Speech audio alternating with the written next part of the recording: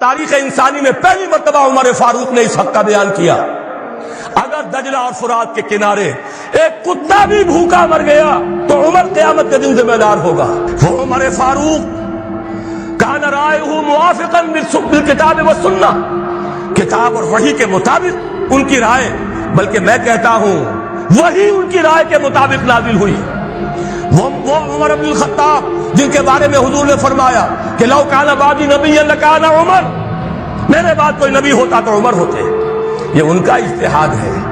اور یہ اجتہاد کسی مولوی کا نہیں، امیر المومنین کا ہے، جبکہ پوری ملت اسلامی ایک حکومت، ایک نظام، مذہب اور سیاست میں کوئی تفرقہ نہیں، وہی خطیب ہے مسجد نبوی کا اور وہی امیر ہے وہ حکومت کا، سربراہ ہے حکومت کا، اس کا اجماع اور خلافت راستہ کا یہ اجماع، یہ تو گویا کہ ہمیشہ کے لیے اٹل قانون ہے۔